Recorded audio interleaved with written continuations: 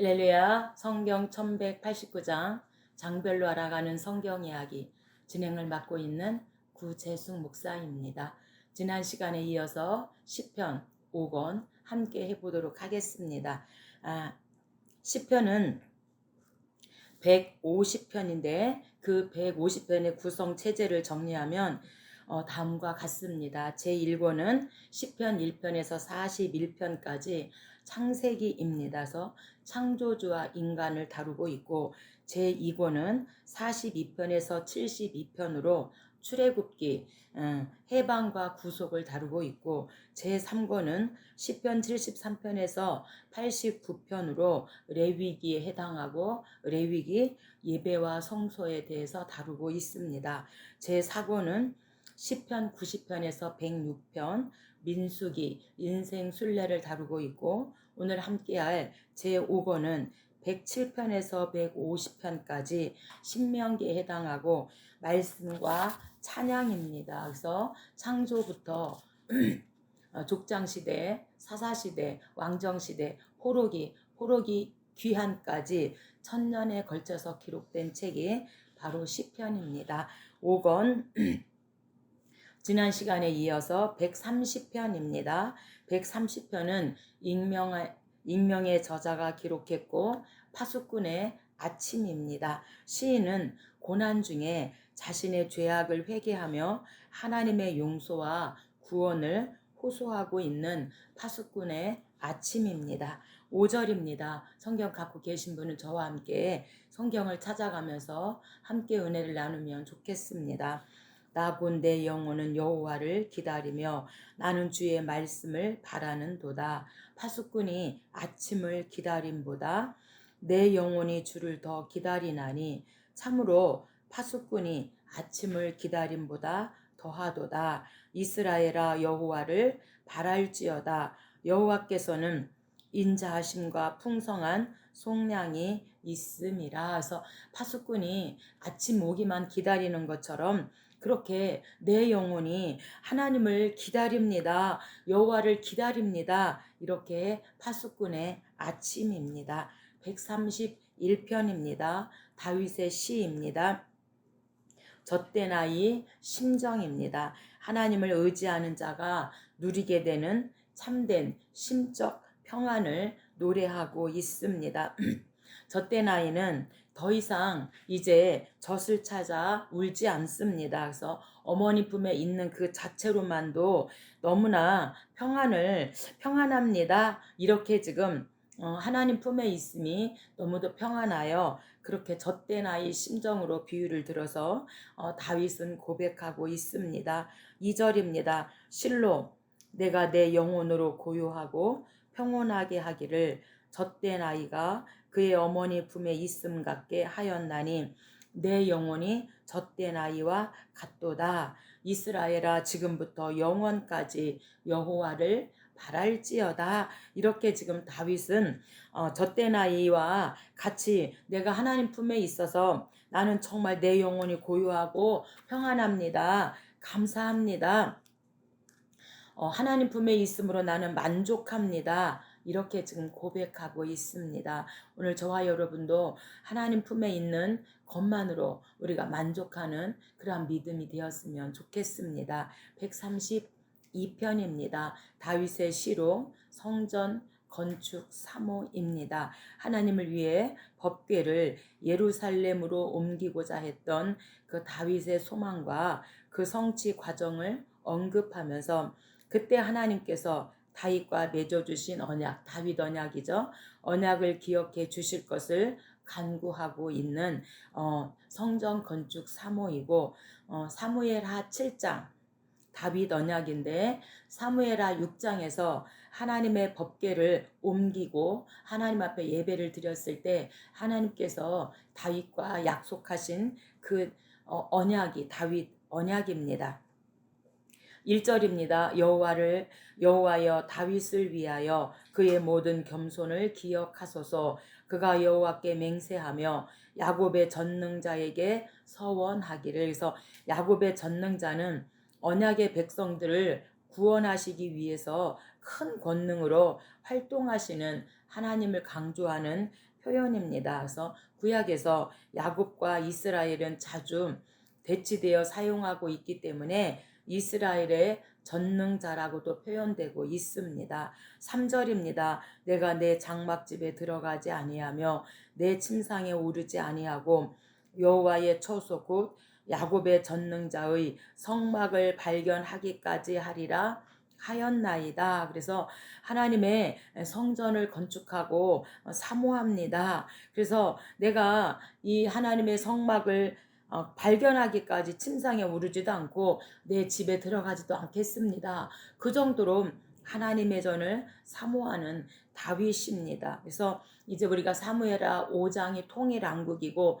통일왕국이 되어진 다음에 바로 이제 사무엘하 6장에서 법궤를 옮겨오고 하나님 앞에 제사를 드렸을 때 사무엘하 7장 하나님의 약속을 하시는 다윗 언약인데 그 말씀을 이렇게 132편에서 성전 건축 사무라고 하는 제목으로 다윗이 또한 그렇게 하나님 앞에 집에 들어가기 전에 아니하고 내 침상에 오르기 전에 나는 하나님의 성막을 발견하기까지 그렇게 하겠습니다. 이렇게 하나님의 성전을 사모합니다. 이렇게 고백하고 있습니다. 오늘 저와 여러분이 정말 하나님의 성전을 사모하고 늘 교회 중심으로 하나님 중심으로 그렇게 우리가 하나님 앞에 서 있으면 좋겠습니다.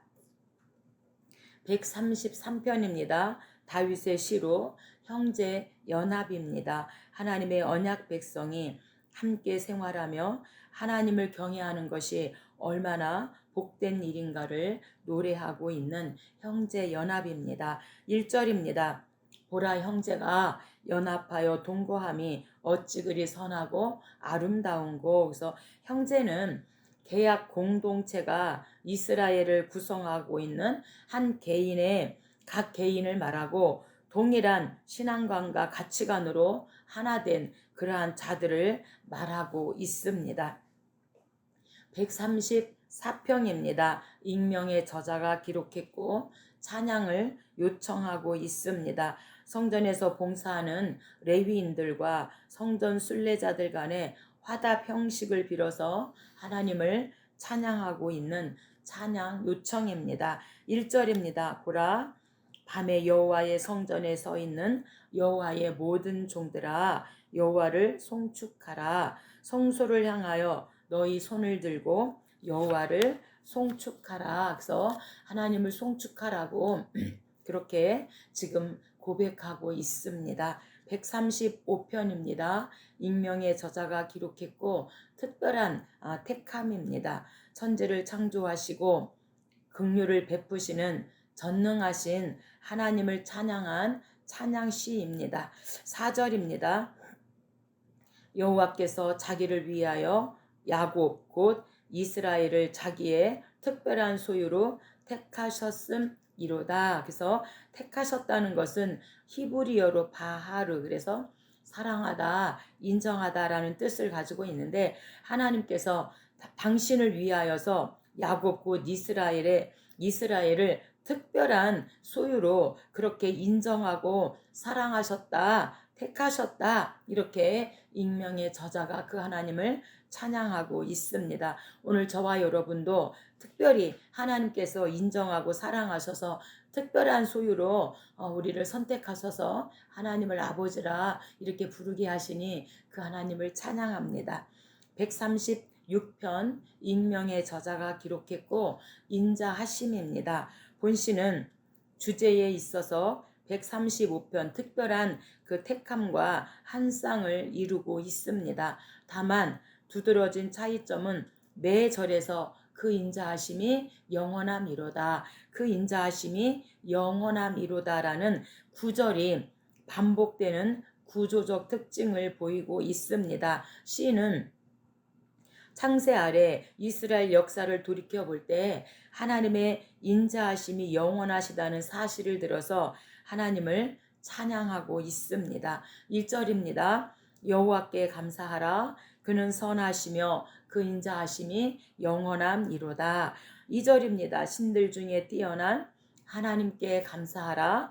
그 인자하심이 영원함이로다. 주들 중에 뛰어난 주께 감사하라. 그 인자하심이 영원함이로다. 이렇게 인자하심이 영원함이로다. 이 136편에서 26번 그 인자하심이 영원함이로다. 이렇게 26회 26번을 말하고 있습니다.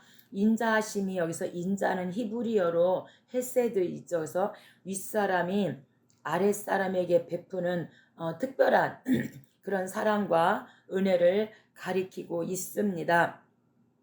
어떻게 그 인자하심이 영원한가? 우리가 예를 들자면 창세기 12장에 하나님께서 이제 아브라함을 부르셨는데 기근으로 인하여서 애굽으로 피신을 가게 되어져서 거기에서 자기 아내를 누이라고 하죠. 또한 창세기 20장에서도 그랄로 또 피신을 갑니다. 그런데 그랄 왕이 또 이제 이 아브라함의 아내 사라가 너무 예뻐서 아내로 취하고자 할 때 또한 죽을까봐 누이라고 이렇게 2번씩 자기 아내를 누이라고 그렇게 실수를 합니다. 그럼에도 하나님께서는 인자하시고 아브라함의 그 실수를 허물지 않으셨다고 하는 사실입니다. 137편입니다. 익명의 저자가 기록했고 저주시 4입니다. 그래서 58편, 83편, 109편, 137편 이렇게 저주시 4개가 나오는데 그 중에서 오늘 137편은 저주시 4번째입니다. 이스라엘 민족이 바벨론에서 겪는 슬픔과 신앙적 고초에 대해서 토로하고 이스라엘이 고난당하는 것을 기뻐한 그 원수에 대한 저주를 선포하고 있습니다. 1절입니다. 우리가 바벨론의 여러 강변 거기에 앉아서 시온을 기억하며 울었도다. 여호와여, 예루살렘이 멸망하던 날을 기억하시고 에돔 자손을 치소서. 그들의 말이 헐어버리라 하였나이다. 그래서 예루살렘이 멸망하던 그때가 언제입니까? 시드기야 때입니다. BC 586년에 시드기야 때 이제 3차 포로로 잡혀가면서 이스라엘이 완전히 멸망을 했는데 그때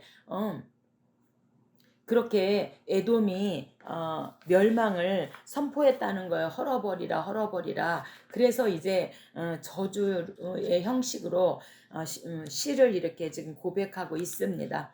8절입니다. 멸망의 딸 바벨로나, 내가 우리에게 행한 대로 내게 갚는 자가 복이 있으리로다. 내 어린 것들을 바위에 메어치는 자는 복이 있으리로다. 이렇게 이스라엘 백성들을 괴롭히는 그 사람들을 지금 이렇게 복이 있다. 메어치는 자, 어린 것들을 바위에 메어치는 자는 복이 있으리로다. 이렇게 저주시로 이렇게 지금 하나님 앞에 고백하고 있습니다.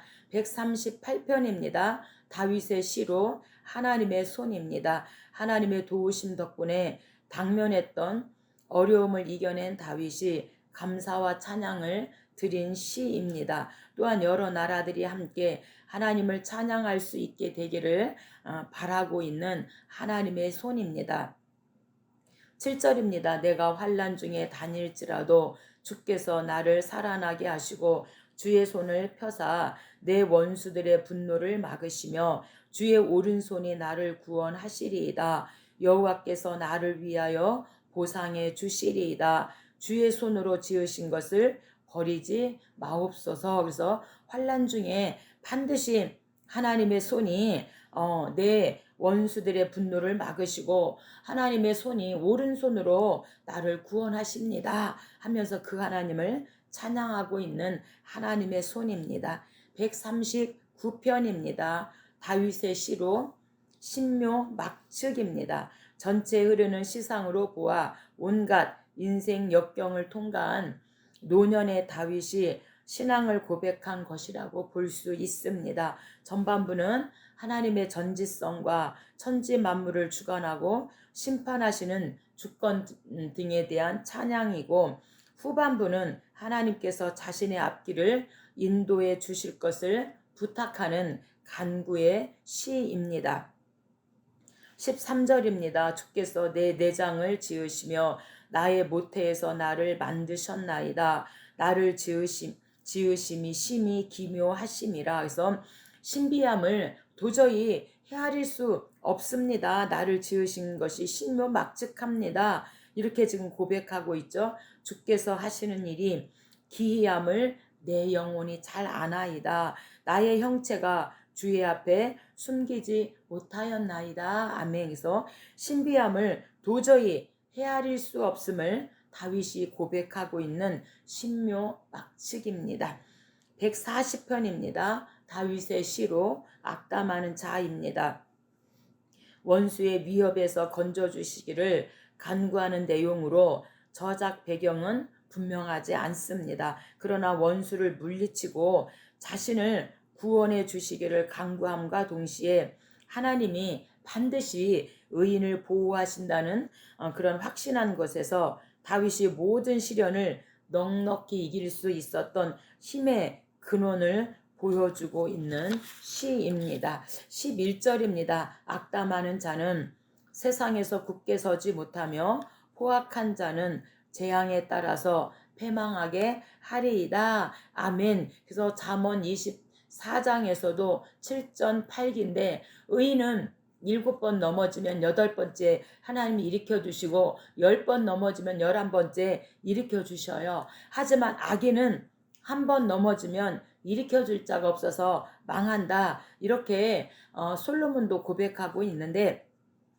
오늘 시편 기자도 반드시 이 포악한 자는 재앙에 따라서 패망하게 될 것이다. 이렇게 지금 말하고 있습니다. 141편입니다. 다윗의 시로 네입 파수꾼입니다. 본시의 저작 시기에 대해서는 다윗이 자신을 죽이려 한 그 사울을 너그러이 대한 때죠. 그래서 사무엘상 24장 옷자락이죠. 그래서 이제 아둘람 동굴에 다윗이 숨어 있을 때 사울왕이 이제 볼일 보러 그 동굴 쪽으로 이렇게 오게 되어지죠. 그래서 얼마든지 하나님께서도 허락하셨고 사울왕을 죽일 수 있었음에도 불구하고 옷자락만 가만히 이렇게 옷자락을 자르게 되어지죠. 또 사무엘상 26장에 또 창과 물병을 하나님께서 이 사울왕의 그것을 가지고 오는데 하나님이 그 사울의 모든 부하들을 다 잠들게 하시죠. 그래서 얼마든지 또한 사울왕을 죽일 수 있었음에도 불구하고 하나님께서 기름 부으신 그 왕을 죽일 수 없다 해서 사울왕의 그 창과 물병만 이렇게 조용히 가지고 나오게 되어지는 그 사건을 들어서 하나님 내 입에 파수꾼을 세워주세요. 내 입에 파수꾼을 세워주세요. 이렇게 지금 하나님 앞에 고백하고 있습니다. 3절입니다. 여호와여 내 입에 파수꾼을 세우시고 내 입술의 문을 지키소서. 그래서 가장 범죄하기 쉬운 부분이 입술인데 행여라도 이 다윗이 나쁜 말을 할까봐 이 사울왕을 향하여 나쁜 말을 할까봐 하나님 내 입에 파수꾼이 되셔서 내 입술의 문을 지켜주세요. 이렇게 하나님 앞에 고백하고 있습니다.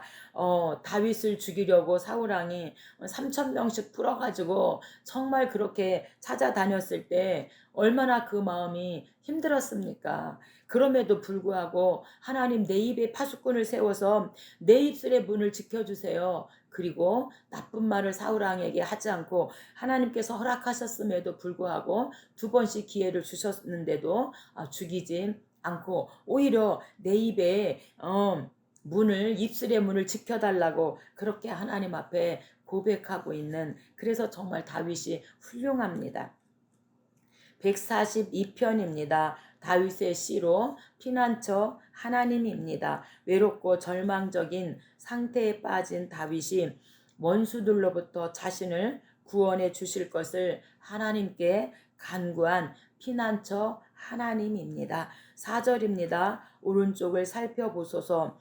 나를 아는 이도 없고 나의 피난처도 없고 내 영혼을 돌보는 이도 없나이다. 여호와여, 내가 주께 부르짖어 말하기를 주는 나의 피난처시요 살아있는 사람들의 땅에서 나의 분기시라 하였나이다. 그래서 주는 나의 분기십니다 하는 것은 하나님이 그 시인의 생명의 지탱자여 보존자이심을 의미하고 있습니다. 오른쪽을 보아도 아는 자가 없고 피난처가 없습니다. 나의 피난처는 오직 하나님밖에 없습니다. 그래서 오늘 저와 여러분도 그런 경험을 해보지 않았나요? 다 사방이 우겨싸움을 당하고 다 막혀있고 하나님께서 때로는 하늘만 열어놓을 때가 있잖아요. 하나님께만 간구하라고. 오늘 정말 저는 어떻게 하면 어떤 문제가 있을 때 막 사람들을 향해서 막 내가 이렇게 어렵습니다. 막 이렇게 다니잖아. 문제 해결을 위해서 막 이 사람 저 사람을 만나는데 항상 이 사람 저 사람 만나도 그 문제가 다 해결되지 않고 더 악화될 때가 있잖아요. 그래서 하늘만 열어놓고 하나님만 바라보라고 할 때가 있더라고요. 그래서 정말 이제 제 방법과 수단으로 해보다가 안 되니까 제가 결국에는 하나님 앞에 두 손 들고 강대상 앞에 가게 됐어요. 그래서 이제 강대상 앞에서 하나님하고 매일같이 그렇게 막 밤새 하나님 앞에 기도하게 되더라고요. 어느 순간에 제가 집사 때 그랬는데 사방에 하나님이 다 막아놓고 하늘만 열어놓으니까 내 방법으로 수단으로 안 되니까 결국에는 제가 이제 교회 가서 철회하면서 하나님 도와주세요. 하나님 살려주세요. 이 문제를 해결해 주실 분은 하나님밖에 없습니다.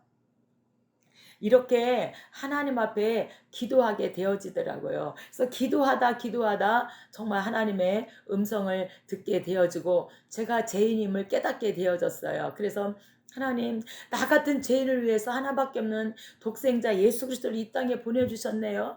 정말로 주님 감사합니다. 이렇게 나의 신앙의 색깔이 바뀌어지더라고. 정말 하나님을 만나는 순간은 제가 저 같은 경우에는 고난을 통해서 사방이 다 우겨싸움을 당하고 열린 곳은 하늘밖에 없어서 하나님 앞에 울다가 하나님 앞에 부르짖어 기도하다가 정말로 진정한 그 하나님을 만나게 되었습니다. 그런데 다윗도 지금 너무도 외롭고 절망적인 그런 상태에서 어디를 보아도 다윗을 도와줄 자는 하나도 없었고 나를 도와줄 분은 오직 피난처 대신 하나님밖에 없습니다. 이렇게 지금 고백하고 있는데 여기 얼마나 많은 것이 함축되어 있을지 정말로 마음에 와닿습니다.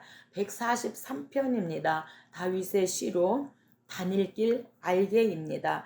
우리가 150편 중에 7대 7개의 참회시가 나옵니다. 6편, 32편, 38편, 51편, 102편, 130편, 143편인데 그 중에서 이제 마지막 143편 참회시인데 다닐 알게입니다. 이 시에서 다윗은 자신이 환난에 처한 것은 과거에 범한 자신의 죄악 때문임을 깨닫고 회개하며 하나님의 긍휼을 간구한 시입니다. 8절입니다.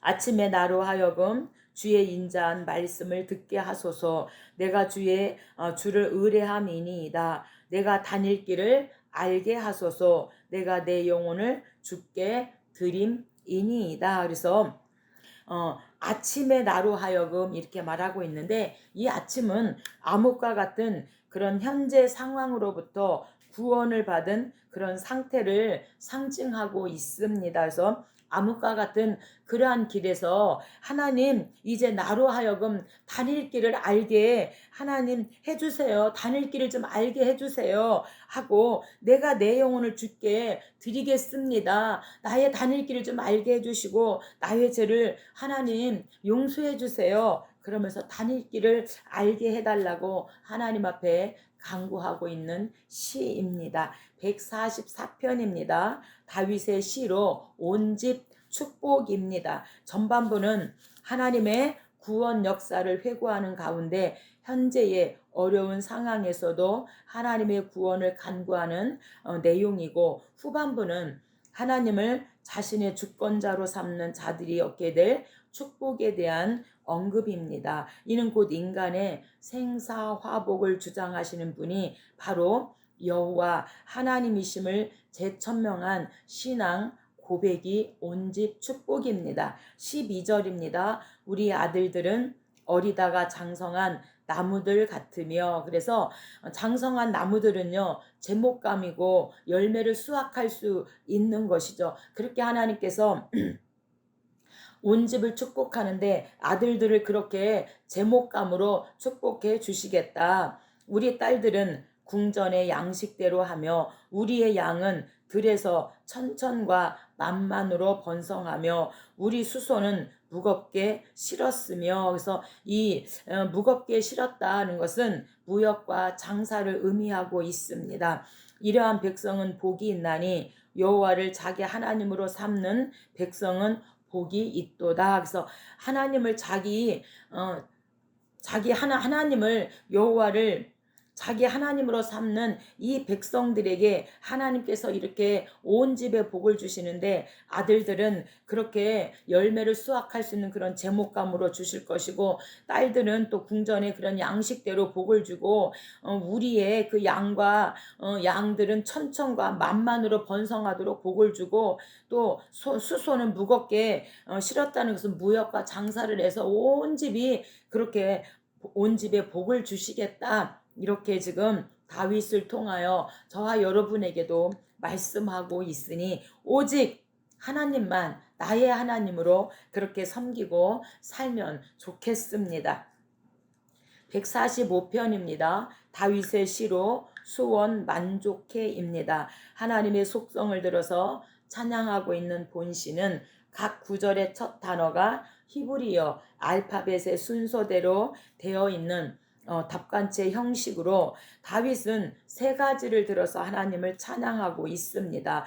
첫 번째는 하나님의 위대하심과 전능하심이고, 두 번째는 하나님의 인자하심이고, 세 번째는 하나님의 주권과 궁으로우심을 찬양하고 있습니다. 15절입니다. 모든 사람의 눈이 주를 앙망하오니 주는 때를 따라 그들에게 먹을 것을 주시며, 그래서 모든 사람이 이제 사람의 눈이 주님을 앙망하는데 때를 따라서 먹을 것을 주시는 하나님. 그래서 16절에 손을 펴사 모든 생물의 수온을 만족해 하시나이다. 그러니까 사람뿐만 아니라 모든 이 땅에 있는 모든 숨을 쉬는 이런 생물들에게 하나님께서 생물들의 수원을 만족해 하신다. 오늘 저와 여러분의 수원도 하나님께서 만족하게 해주실 것이라고 그 하나님의 위대하심과 전능하심 그리고 인자하심 하나님의 주권과 공의로우심을 다윗이 찬양하고 있는데,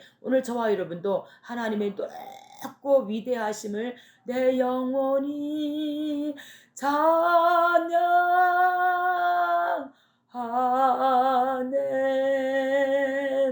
주 하나님 지으신 모든 세계 내 영혼이 주님을 찬양합니다. 이렇게, 그리고 모든 생물을 하나님께서 우리의 소원을 만족해 하시는 그 하나님을 저도 찬양합니다. 146편입니다. 익명의 저자가 기록했고 인간 의지 말라, 이렇게 익명의 저자가 말하고 있습니다. 인간을 의지할 때에는 서로 실망할 수밖에 없지만 창조주이자 통치자이시며 약자를 돌보시는 하나님을 의지할 때는 소망이 있음을 익명의 저자가 노래하고 있습니다. 3절입니다. 귀인들을 의지하지 말며 도울 힘이 없는 인생도 의지하지 말지니 그의 호흡이 끊어지면 흙으로 돌아가서 그날에 그의 생각이 소멸하리로다. 그래서 흙으로 돌아가서는 사람의 육체는 흙으로 지음을 받았기 때문에 죽음과 더불어 흙으로 돌아가고 만다. 그래서 창세기 2장 하나님께서 흙으로 우리를 만드셨다. 여기서 시인은 사람의 본질적인 연약성과 제한성을 지적함으로써 하나님만을 의지할 것을 강조하고 있습니다. 5절입니다. 야곱의 하나님을 자기의 도움으로 삼으며 여호와 자기 하나님에게 소망을 두는 자는 복이 있도다. 그래서 인간 의지하지 말고 하나님께 소망을 둬라. 인간은 유한한 존재이다. 무한하지 않기 때문에 언젠가는 호흡이 끊어지면 죽고, 그래서 더 이상 도와줄 수 없다. 그래서 인간 의지하지 말고 오직 소망을 하나님께 두고 하나님만 의지하라고 이렇게 시인은 우리들에게 부탁하고 있습니다.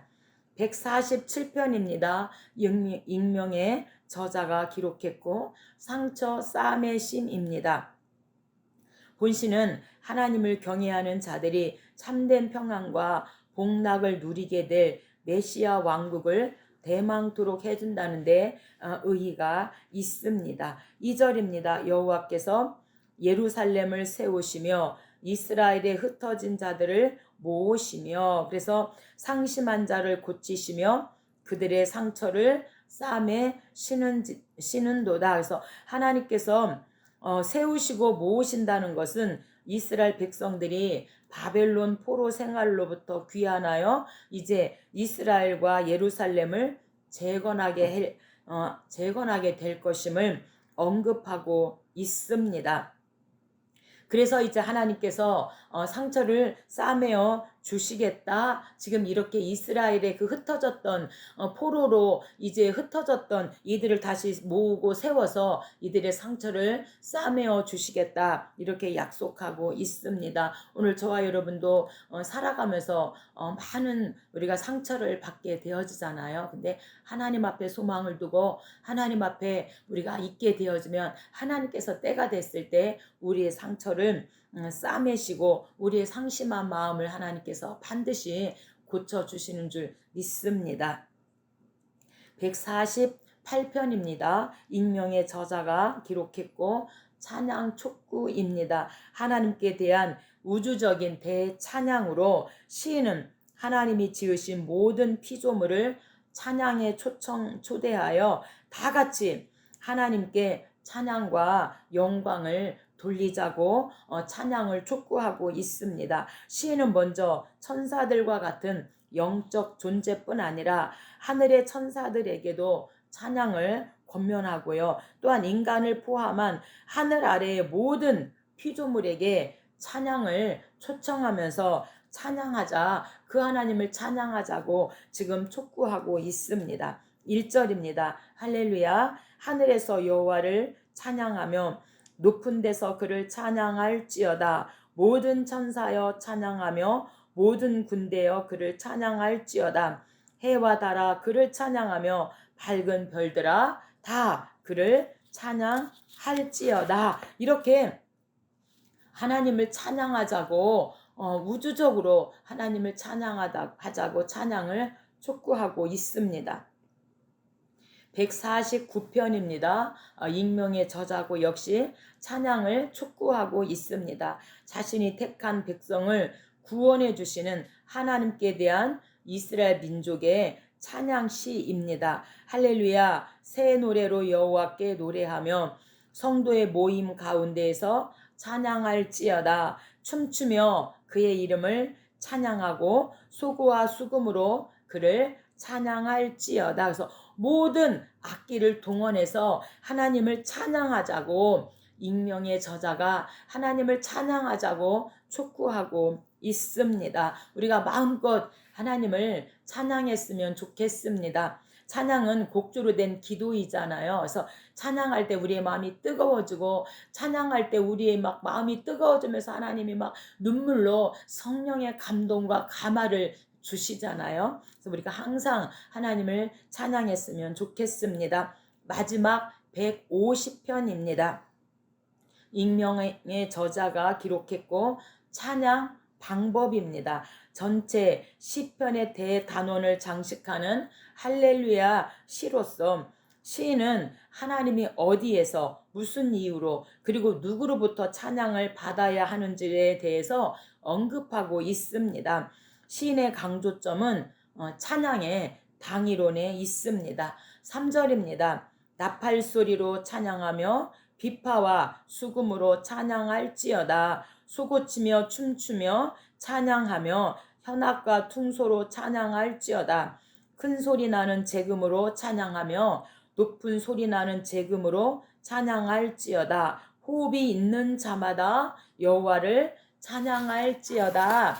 할렐루야. 그래서 모든 사람들이 악기를 가지고 우리를 지으시고 우리를 만드신 그 하나님을 찬양하자고 마지막 150편에서 결론을 내리고 있습니다. 우리가 1편부터 150편까지 5권으로 나누어서 모세 오경에 이렇게 대입해서 창조부터 족장시대, 신정시대, 왕정시대, 포로기 이후까지 우리가 이렇게 광범위한 시편에 대해서 우리가 함께 은혜를 나누어 보았습니다. 그래서 천년에 걸쳐서 기록된 이 시편, 우리가 한 손에 들고 이렇게 우리가 하나님 말씀을 읽을 수 있고 그 하나님의 말씀을 통하여 우리가 우리의 심령이 평안해지고 우리가 이렇게 그 말씀으로 날마다 공급을 받고 살아간다는 게 얼마나 축복인지 모릅니다. 우리가 시편 끝나고 다음 시간에는 우리가 잠언으로 함께 또 여러분을 만나보도록 하겠습니다. 감사합니다.